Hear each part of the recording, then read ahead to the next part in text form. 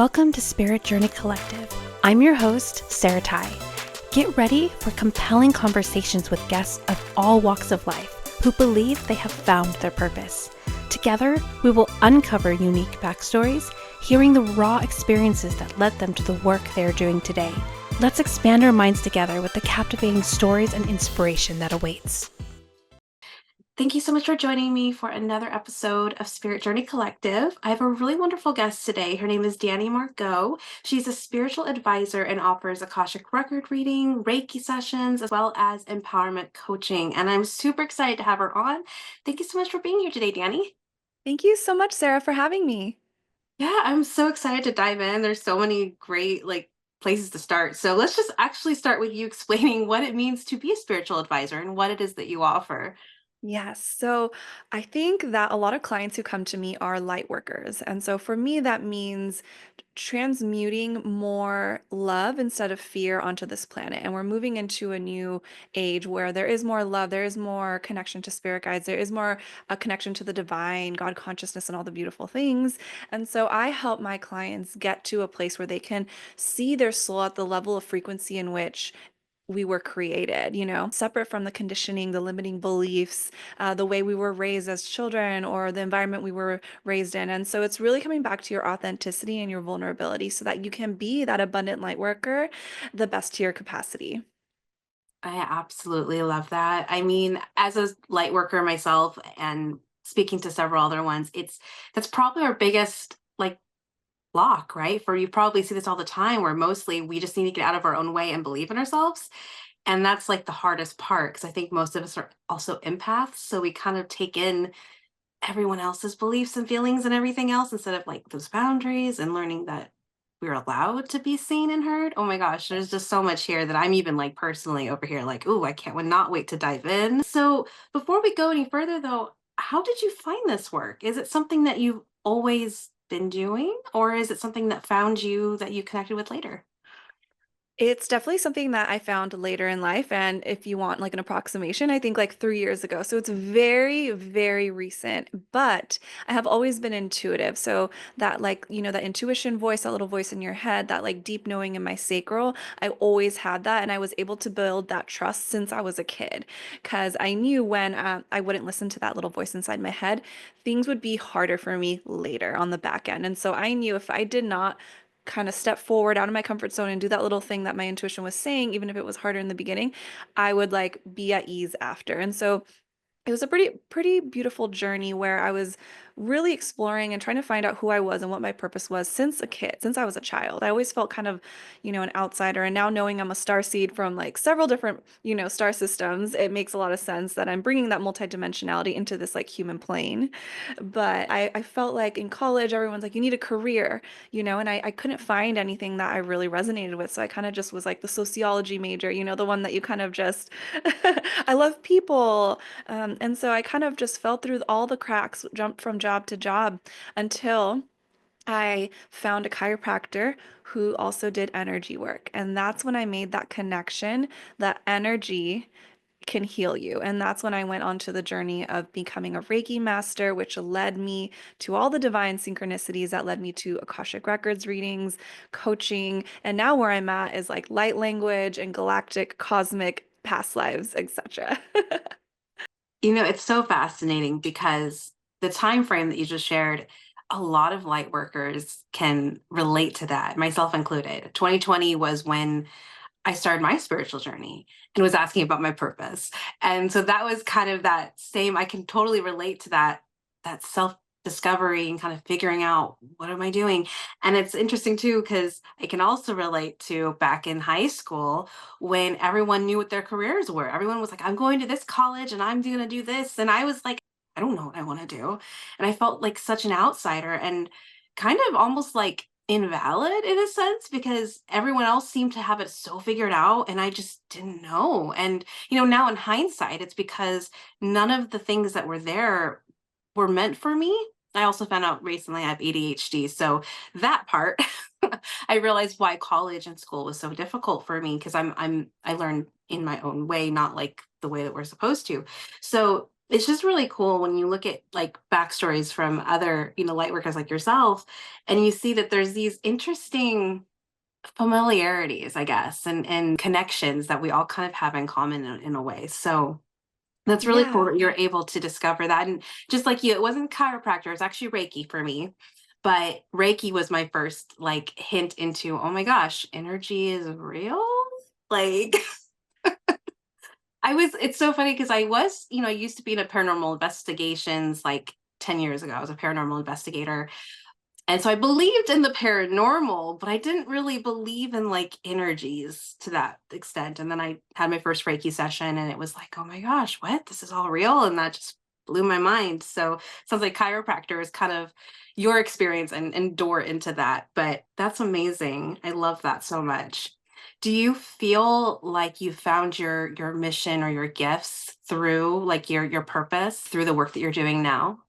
I love that you're talking about purpose because, yes, I am in my purpose right now. I am so fulfilled, but I think there's a little misconception, and at least something that I had in the past because I was jumping from career to career, job to job, trying to find happiness, trying to find joy. And I created a structure in which, I saved money. I would travel to 2 countries a year. I've been to over 20 countries. So it's like I've had an abundant life. I would work out, but there was a part of me that, 40 hours a week at, locked in like an office building is you have to love it. And I didn't. And so I realized I was chasing happiness, and what purpose is living in the fulfillment and being in the fulfillment of your soul. And so what I learned is as I began to follow my curiosities and what really brought me joy, which was learning about all these aliens and other planets and yeah, spirit guides, and like, oh, wow, this spirit guide came to visit me. And it's like, oh, this is what sets my soul on fire.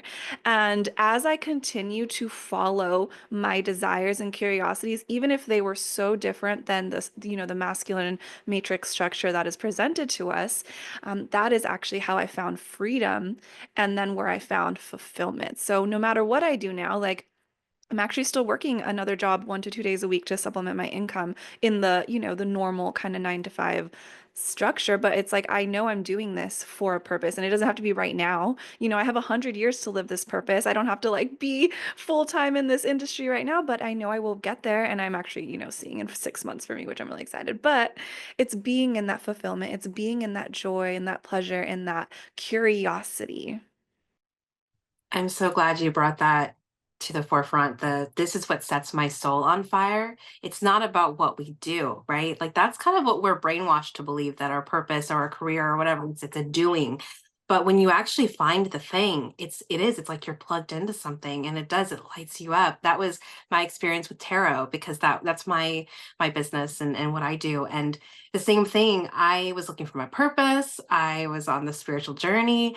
And then I'll never forget, like, tarot was the thing that kept coming to me when I was like, "What's my purpose?" And I heard tarot, and I was like, "No way. No." I said no to it several times before I finally was like, "Okay, fine, fine, I'll do it. I'll try it."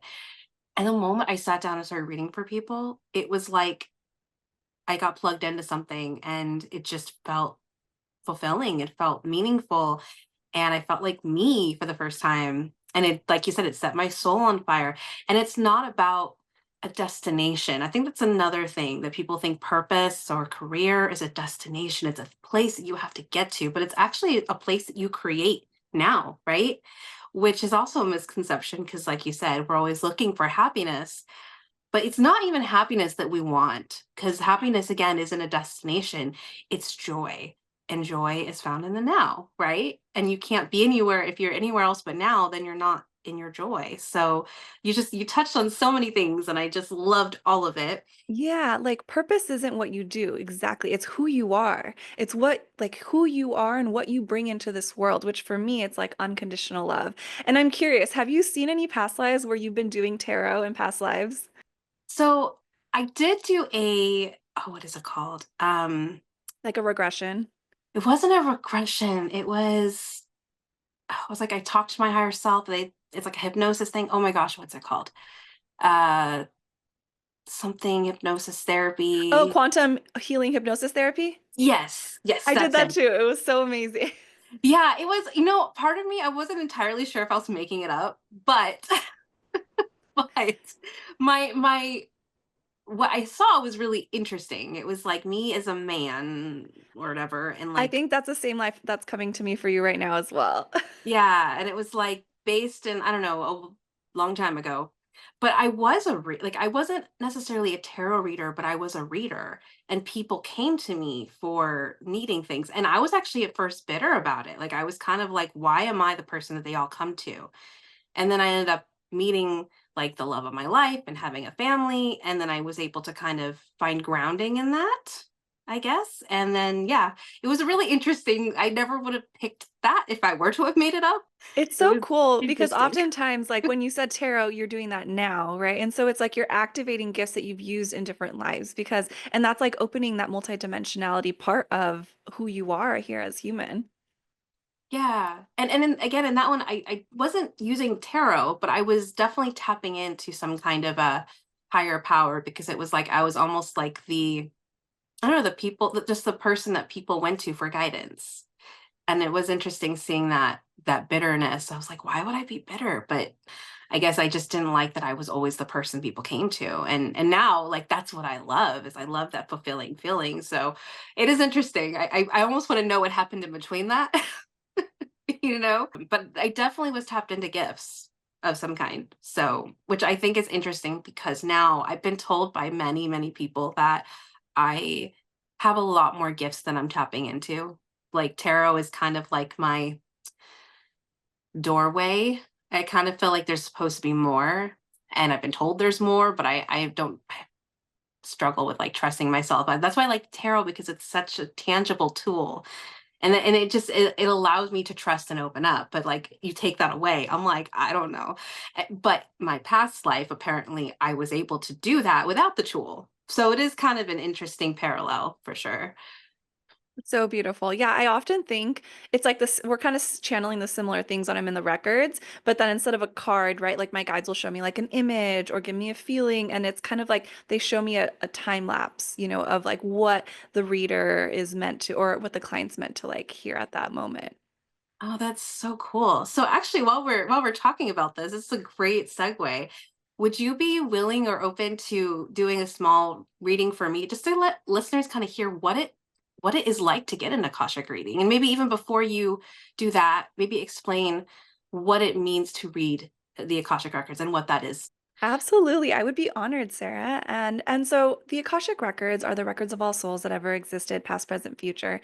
And it's like you're getting your soul's blueprint. And so oftentimes when I read someone, I tap in just like a couple minutes before the client comes, and someone will come forward, and it's often the higher self, ascended masters, spirit guides, animals, spirit animals, whoever's wanting to come forward to really support you in this moment of time and in your life. And it's a really beautiful space because you're in someone's energy, you're in someone's aura. And so it's a beautiful connection, and it's like such an honor.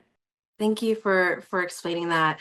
And just to clarify, you don't have to be present with the person, right? I mean, obviously we're in separate locations. It doesn't matter. You could still connect in that way. Right. So energy goes through time and space, kind of like how people do distant Reiki. It's similar. And so, yeah, you don't even have to be anywhere close to that person. And oftentimes, there's different teachers who will say you do need to have the name because names do hold energy, where some people just need a picture and don't even need a name. And for me, I don't need either. Actually, I just like, if I know that person already, I'll just kind of, I already know their frequency, I'll pull that frequency forward. But I do often use the name if I don't know the person because it holds a very powerful frequency to your soul. I love that. Thank you for sharing. I experienced that a little bit with my email readings. It's not quite the same because I'm not like tapping into the records by any means, but am tapping into something. And I don't ever talk to these people. It's a question through an email that I never see them, never hear them. There really is no true connection beyond the intention of them seeking guidance from me and me choosing to be that channel for them, and tapping into whatever that connection energy is in between, right? So that's really cool. So is there a question that I need to form for you, or are you able to just share what's coming through? I can see whatever wants to come through, but oftentimes, am I on the right path? And I know you already know your purpose, but is there like a past life that wants to come forward? Or, yeah, what other gifts or whatever, questions might come up? But let me tap in real quick to see if there's anything wanting to come through. Your higher self is already excited and here. Cool, thank you. Okay, so the first thing that's coming through is she's just saying like Sarah is the abundance that she's putting through and that she wants. So like the abundance that you're calling forward, you are actually the abundance. So you are creating that abundance in front of you. I don't know if there's something specific that you're working on. They're showing me like a computer with, I don't know if you're working on like funnels or anything or like a course. Sorry, I'm like a little nervous because I'm like doing it so quick. I usually take a little bit more time. Let me like sit with it for a minute. Yeah, no rush at all. They're showing me you walking down the street and as if you're doing mundane things. So like let's say you used to go to this specific where are you living right now? I'm in Southern California. Oh, okay, me too. Oh my gosh, so close. I love it. Okay, so they're showing me you walking down the street and as if two parallel lives are like being sewn together. So as if, let's say a mundane life, you would go to the ATM and then you would go get like a coffee at the store and then you would go, I don't know, to Target or something. And they're kind of showing me as if right now you are releasing an old identity and but in a way of like integrating it and just upgrading your life but in those same moments. So let's say you were really like in your head and like in your emotions and so when you were attending and going to all these errands you were might have been like more held down and maybe more not present. And so what they're showing me is like you're actually sewing together this like new identity, this new way of being, which is like I'm really embodied, I'm really present. And in these little mundane moments, you are still bringing that spirituality aspect and you're like still present and like, oh, the sun is shining and it's so beautiful. And it's like this beautiful, positive, higher aspect perspective than like maybe what you had previously. Does that make sense? Yeah, that does make a lot of sense because I kind of feel like I'm in this interesting up-leveling kind of energy. I know a lot of it's me needing to do more, but not really sure where to go from there. It's interesting because often when I see people up leveling or ascending, it's like they almost like not throw away, but it's like the part of them that they're evolving out of that identity shifts to a completely new one. For you, it doesn't feel like there's, I guess like what you can say, like the shadow side of you, right? It actually feels very embodied and it's like you are familiar with both the light and the dark within you, the polarity of it, which is beautiful. It's the masculine and the feminine. But it feels like it just feels more elevated in a way that like how do I say this in human words? It just feels like the path that you are currently on is the one that's up leveling itself instead of like releasing an old identity. It's almost like you're just up leveling, like kind of like when you do Mario Kart and you get like the, I don't know, the flowers or the mushrooms when you go up through the the chimney things, and then you're Mhm. like you up level, like you are leveling within the place that you're at now. That is super interesting. So is it almost like just kind of making that choice to just step into that? So they're saying yes, it's a choice. And so they're kind of saying like, so the right foot is the divine masculine, right? And the left foot is the divine feminine. I'm seeing when you take a step with the left side, it's more abundant and more bright. And then when you take a step with the right foot, it feels a little bit more shadowy. Not that that means like you shouldn't be in your masculine, but I think they're like it's an invitation for you to be in your feminine a little bit more, be in the intuition, follow those intuitive hits that like you're maybe don't make logical sense, but in your body, like, oh yeah, that's right, leading with the heart, leading with that stillness, and just like being and receiving more. I'm also getting a sense of like your throat chakra is opening and it's actually really beautiful. So what you were mentioning earlier about having like that past life with, someone who channeled and he was like the one everyone came to. I'm sensing that as you got that intuitive hit to start this podcast and as you open your throat chakra more as you speak on these podcasts, etc., it feels like you are opening that gift and you are channeling that gift more and more. And so it's like as if you are channeling when you are speaking, and that is bringing forth more of the gifts from that lifetime. That, yeah, those two things make so much sense. So the choice to be more my feminine has been so hard because I'm a single parent, so I know and it's you live in California, so we live in like one of the most expensive states to survive in. So I feel like I'm stuck in this hustle. I need to make money, I need to survive, I need to catch up kind of vibe. But then intuitively, I kind of know that I need to find a way to make space to slow down. And so there's like this war going on between the part of me that's trying to survive versus the part of me that's trying to thrive, right where I'm Mhm. at. It's an interesting parallel. And I've been feeling that like you just need to choose it. And I'm like, but I'm scared that I'm gonna like everything's gonna fall apart if I do. So it's definitely that makes so much sense. And then the comment about me and my podcast, that has 100% been an experience that I've been having because so it's interesting. Are you familiar with human design? Yes.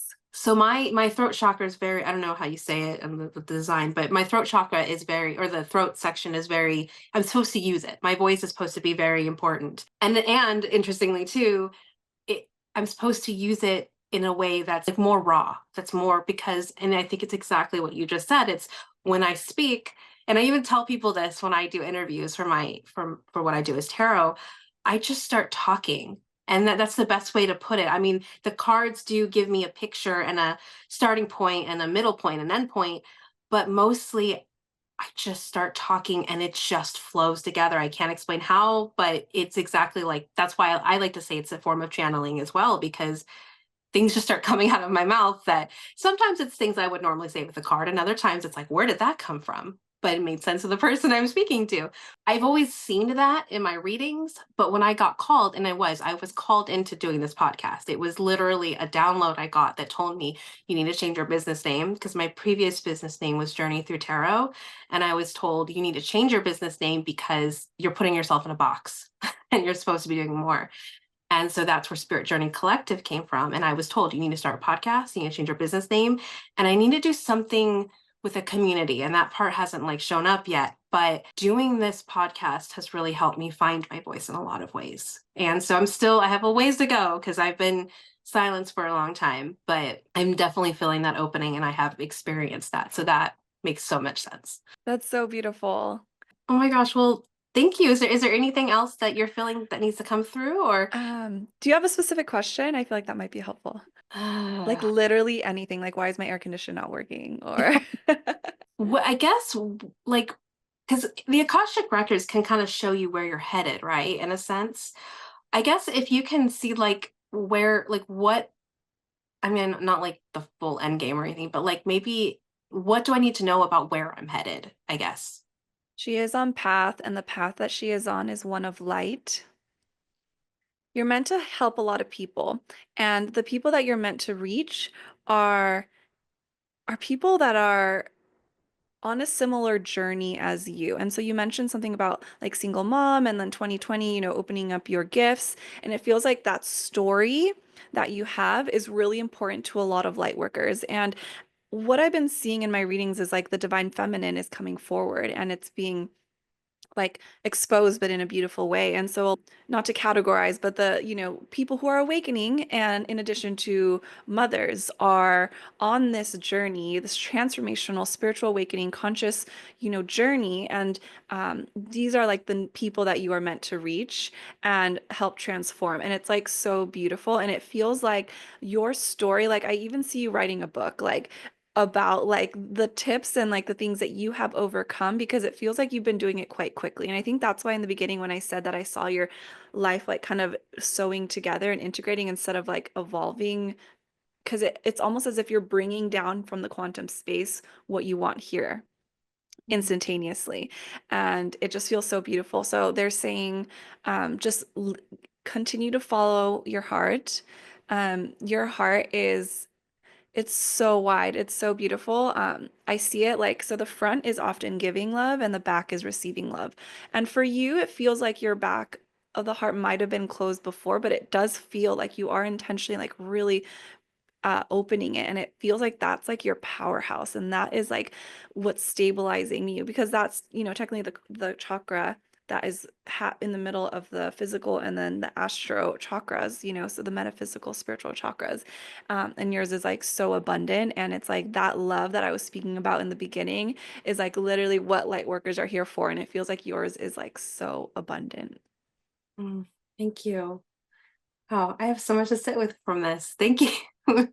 Thank you so much for taking the time and your energy to share all that with me. And it's so funny because some of these things I'm like, yeah, I know. I've heard it before. I feel like it's getting like, okay, come on now.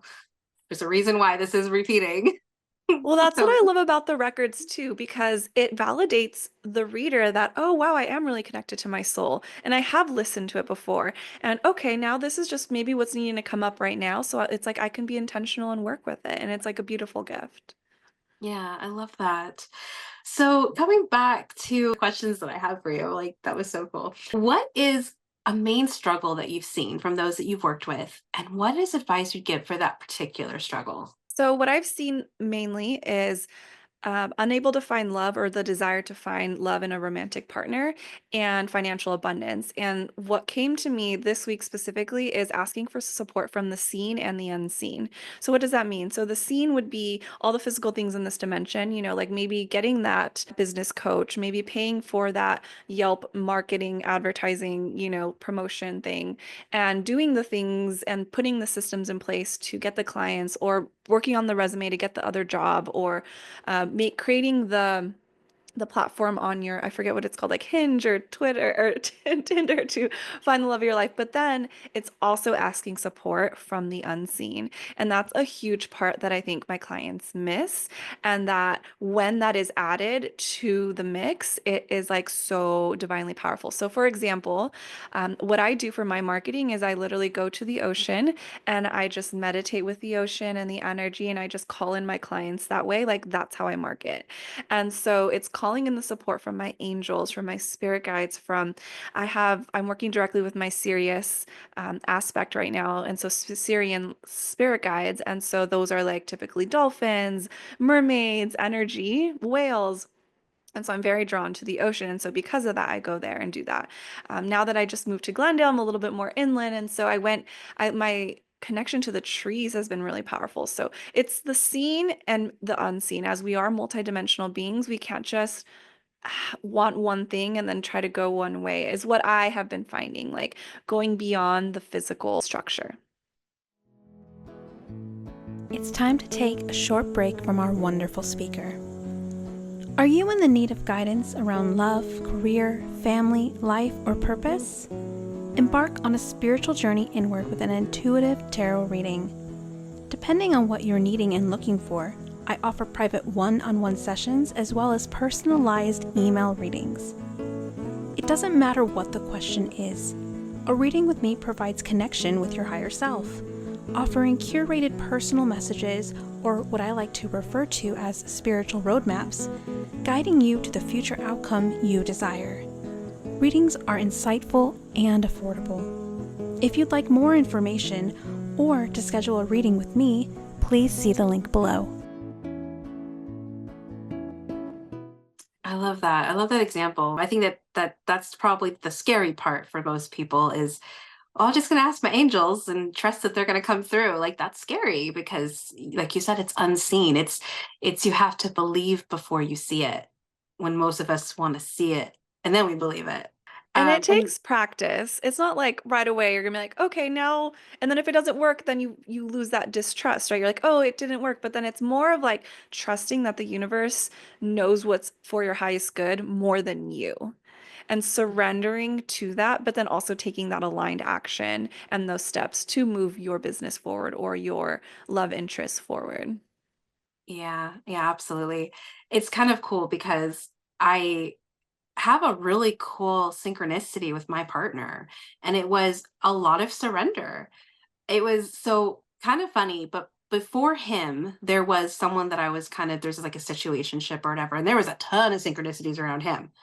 But in hindsight, I'm like, oh, that was just getting my attention because I had been single for like 3 years. So my self-image was very low. I didn't feel very good about myself. I really thought, who the heck's going to date me? And this guy comes in who was very attractive. And then we had all these crazy synchronicities. He lived in my apartment complex. We met on Bumble, but he lived in my complex. Then his former roommate was my sister's best friend in high school. He's not even from here. He's from New York. That's So wild. right. And then there's more.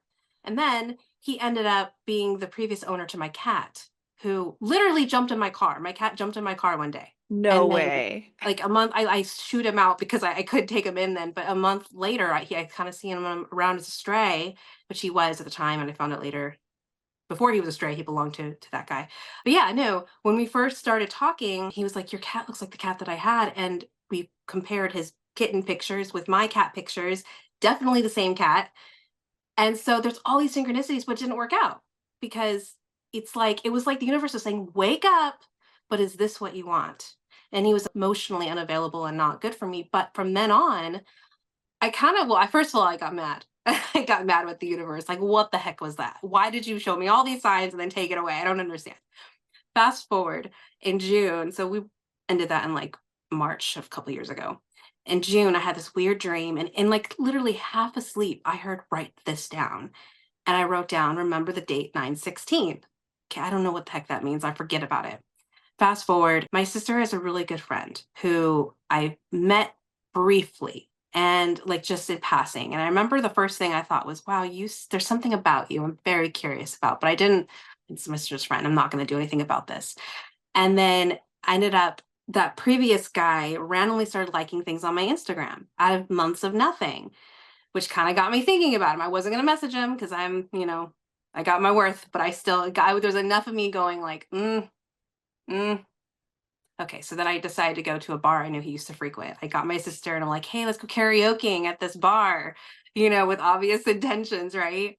And then while I was there, I literally heard clear as day, "Look at the door, it's important." And someone was coming in. And so I was expecting it to possibly be the person that I was hoping to run into. And instead it was my partner.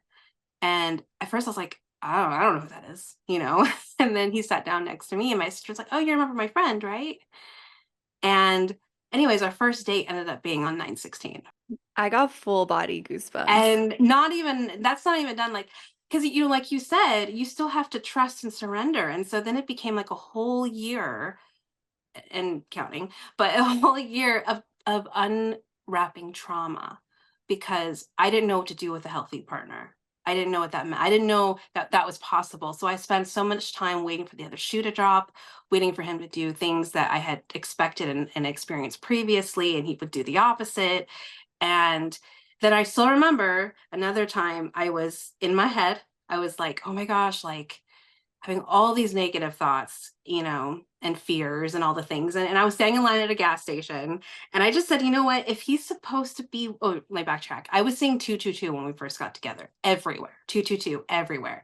I mean, like I was delivering for DoorDash and it would be like apartment 222 or the house number 3222. I mean, it was everywhere. And then, so that's kind of a side note, but I'm waiting in line and I was just like, "Okay, so if this is good for me, if I'm supposed to still be here, like give me a sign." I walk up to pay and I paid partial cash and then I was going to owe more money. And they're like, "Okay, so you owe $2.22." And I was like, that was like instantaneous. Like, I already had attributed 222 to him. You know what I mean? So I was like, okay, all right, I'm going to stick around. And I'm glad I did because it's such a healthy, beautiful connection that I don't think would have happened if I didn't experience the previous thing. You know what I mean? And then the synchronicities with him have been subtler but more stronger. And it's because I was looking for them. At that point, I was ready to start. Okay, I'm going to surrender. I'm going to trust. And now over a year later, it's a really healthy connection. So, it's important, and especially in the love side, to not chase the shadow. Yeah. And it's crazy because all these synchronicities we think, oh, it's like because it's actually the right person, but actually, like oftentimes you might have had a soul contract with this ex-partner who was actually, you guys were meant to be together only for a short period of time in order to learn certain lessons that your souls had decided before you reincarnated. And then you were meant to break up so that you can learn those lessons from each other. And if you look at it from that perspective, it's like so beautiful. And then when you were ready to let that go and ready to step into your power, into your love, and be with that partner who, deserves you and you deserve, it was so, like you said, it's so beautiful. And it's not as those signs aren't as aggressive, so we feel like, oh, that flashiness, it's not here. Like, is it still the right love? But it's like when you get that kind of love, it's like you realize, oh, it's my choice. I have the power of my destiny. And as you align more closely to your soul frequency, you realize like what you want and what your soul wanted is like the same thing. And it's so beautiful. Yeah. And it was definitely like one of those, yes, absolutely, it was a choice, but it was also like realizing that like I can have healthy. That was the crazy part for me, was when he continually showed up in a positive way and in a healthy way and in a supportive way. And there was no toxicity. I mean, I kid you not, like, even when we fight, like, well, not that we do often, there's never been name calling. It's always been respectful. It's always been, we'll usually get to a point where we're like, why, what are we doing? Like this, we're not the enemies here. You know what I mean? And we try and work it out. And I've never experienced that in my entire life. And so being able to be in a position where, I understood, it was not easy, but I understood, okay, the assignment here is I got to heal. The assignment here is I need to make space to allow this in, because I'm so used to all this toxicity that I don't even know what to do with this. And so I think also knowing that even when you find the right person, it doesn't mean the turmoil necessarily stops. It's just now you have the space to deal with it inside, right? Because you have a partner that's going to hold space for that. Yeah, and mutual respect and realizing that each of you are choosing to be there every day is like such a powerful perspective that I took on with my current partner. And you're a lineage breaker by choosing, choosing to find that love and choosing to maybe be different than how you were raised. I'm not sure, what it looked like in your family unit when you were a kid, but it just feels like a lot of light workers that I've been working with are often raised in family units that are, I guess you can say, dysfunctional, not blaming or judging, but just like our little different paradigms. And I think that is actually a really beautiful thing to expand on in this lifetime. Like family units are shifting and changing, and in the Akashic Records, like it's actually a really beautiful thing. And as light workers, we're choosing differently and we are choosing love. Yeah, 100%. I grew up in a dysfunctional household. um, and it was a lot of turmoil around my dad. So, in fact, when we're estranged, we don't speak because of his behavior and choices. So, because of that, yeah, I would say that that had a lot to do with my choice in men and my choice in relationships, because I was chasing what I was modeled. And now I'm realizing that I don't have to chase what was modeled, and that comes with healing. It does. So, and it's so funny because I think as light workers, we're being called to rise above what we were given, so that's where the cycle breaking comes in. Interestingly enough, my dad was an alcoholic, or is an alcoholic, was then and is now. And so I've always been really careful with alcohol. But I still drank it, I still consumed it. And so that was a big part of my journey, was when I very first started my spiritual journey. Signed up for this workshop for like help self hypnosis kind of a thing, and we're gonna do inner child work. And so I remember I signed up for the course, and I knew I wanted to do it. So at night, being a single parent, like once my daughter was asleep, that was my time to have a glass of wine, very occasionally 2 glasses, but it was pretty minimal. It was just, that was my time to unwind. And I also knew that I couldn't drink wine and do the work. Like I knew I couldn't do both. And so I kind of like already consciously knew that, but I was like, whatever, I'll figure it out. I was putting groceries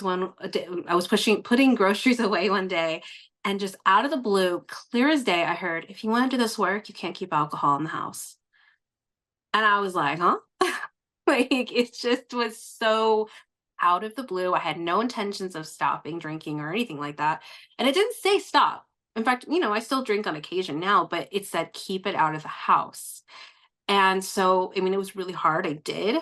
In the first couple of weeks, I went through massive anxiety attacks. And I still remember talking to my therapist, and I was like, was I addicted? And he said, no, you weren't drinking enough to be physically addicted. You're feeling your feelings.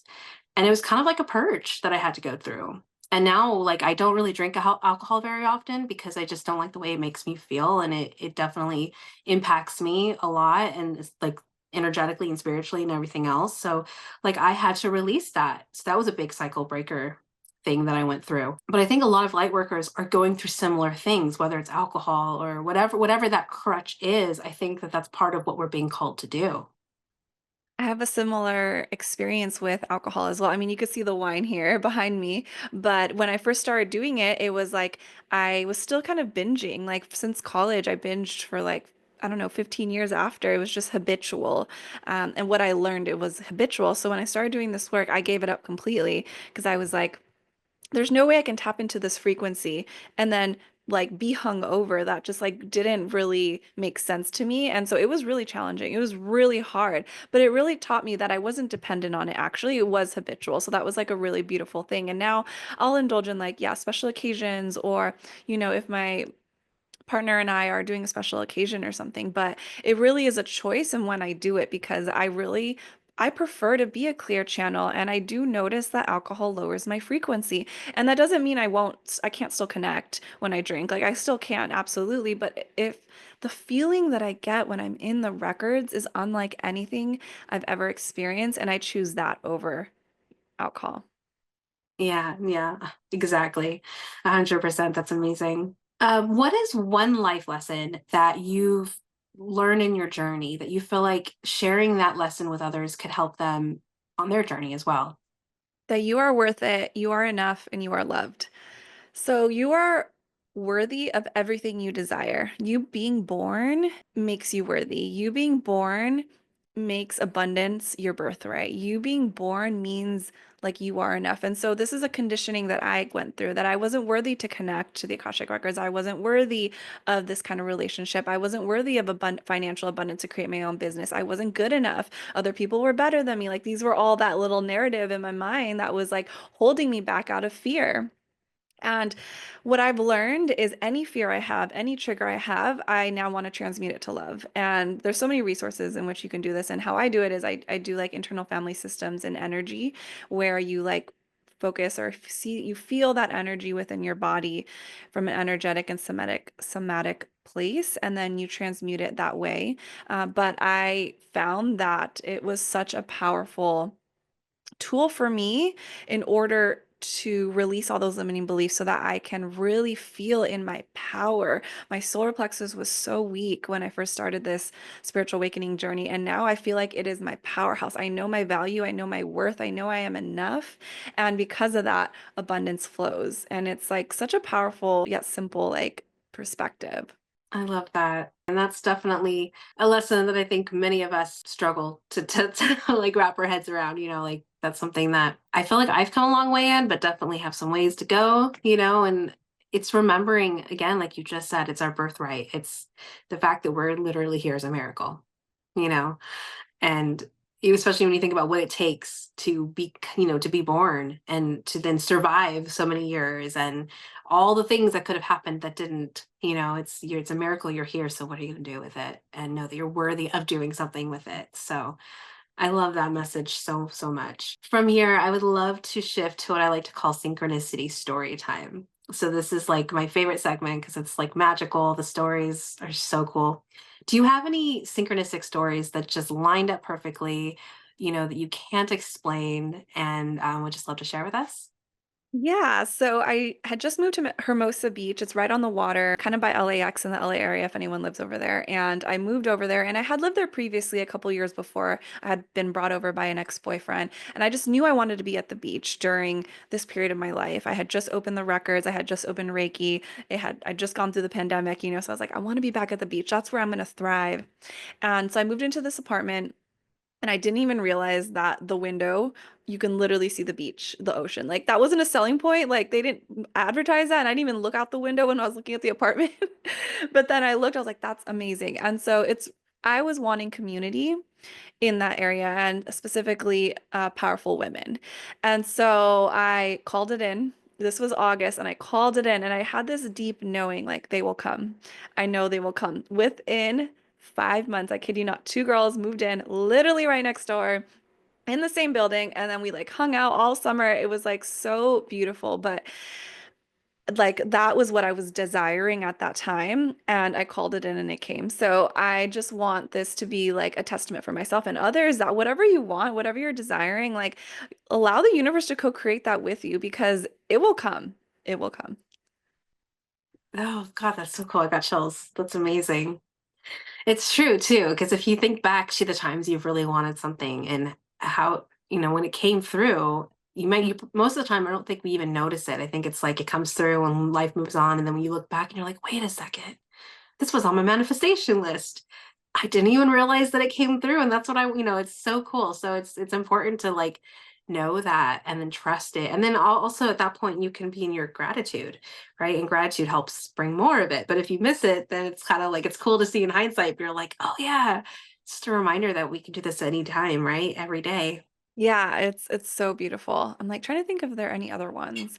My journey, what I'm on now is I felt called suddenly to leave Hermosa and go to Glendale. And this one's still playing out, but it was this like, when nothing in your mind, like it doesn't make sense logically for you to like move because you're like, I was dreaming of the beach this whole time and this is where I'm meant to be. And then all of a sudden there's like an intuitive hit, like you're meant to go.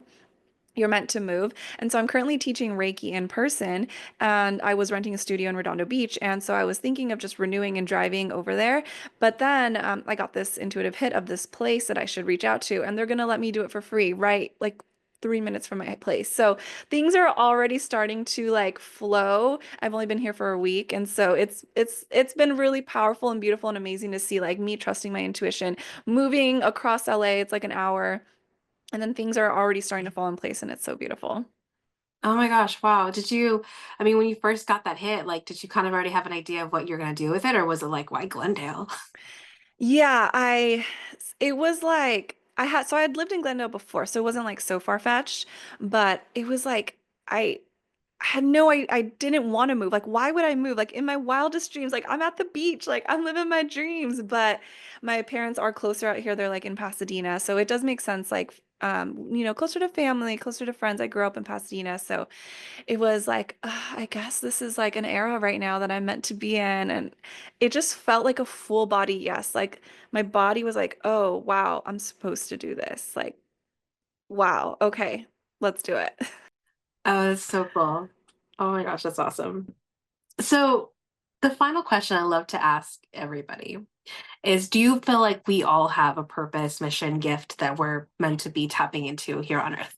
Absolutely. And I know we kind of talked about this before, but I do believe every single person has a gift or a purpose depending on their gifts. So, for example, some people's gifts can be like automating systems within the matrix, like and figuring out the best way to navigate. Some people's like something with technology, other people's is like being a light and a leader to their family. There's so many different purposes. But in order to really step into your purpose, the first thing you need to do is to go inward.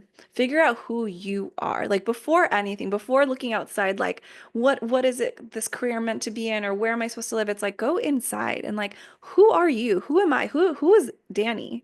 And what does she want? And what does she desire? What is she scared of? And that really helped create the foundation to actually be able to find my purpose. Because when I didn't know who I was and I was just kind of following what everyone expected of me and listening to everyone else's advice, I kept misstepping. I kept finding all these jobs. Like I was looking for fulfillment and happiness for over a decade until I found this in 2020. And so this spiritual, work. And so I would say if you are looking for your purpose, yes, everyone has your purpose, has a specific purpose here, but in order to do that, do the foundational work first, and that's going inward. That's so true. Because it's like, I like to say, I totally believe everyone has a purpose as well and a mission and gifts and all of that. It's more like, are you going to be sleepwalking or are you going to wake up? And like what you were speaking to, not being in your alignment, right? Like you weren't connected with your gifts because you were sleepwalking. Just like for me, same thing before 2020, I was doing personal development stuff, but I still was like, what am I missing? You know what I mean? And I think that there's that spiritual tie-in that's so important. And it doesn't have to be any like particular belief. It just has to feel good to you and being able to use that to help wake you up. Oh my gosh, this has been such a great conversation. I mean, you're so easy to talk to and have so much wisdom, and this has just been so wonderful. Where can our listeners find you if they want to work with you as a coach or get a Reiki session or get a Akashic Records reading? How can they find you? Yeah, so I typically live on Instagram. That's like my main home. And my name on there is at I am Dani Margeaux, spelled Margeaux. And I'm also on YouTube. And you can find me on my website as well, which is www.iamdanimargeaux.com. And I'm not sure when this podcast is going to air, but I am going to be having a special coming out for year-end readings. They're going to be half the price and they're going to be 30 minutes. So it'll be really cool to see like what your year is going to look like, what soul guidance wants to come through, if there's any obstacles that might be in your way, or if there's something that you're specifically working on, what you need to do in every month to kind of achieve that, optimal goal. Perfect. I will be sure to put all of that in the show notes. So if you're listening and you want to take advantage of that, I'll make sure to put all the information in the show notes. And yeah, thank you so much for joining me today. This has been such a really wonderful conversation. Thank you so much, Sarah. This was so beautiful, and I'm just like honored to be able to co-create this space with you. Thank you for joining me on another inspiring episode. Remember, your purpose is a unique and unfolding path. I hope these conversations have ignited a spark within you. Until next time, keep exploring, growing, and embracing the beautiful adventure of connecting with your purpose. Stay tuned for more meaningful conversations. If you enjoyed the episode today, don't forget to like, share, and subscribe. And thank you for joining me on this journey.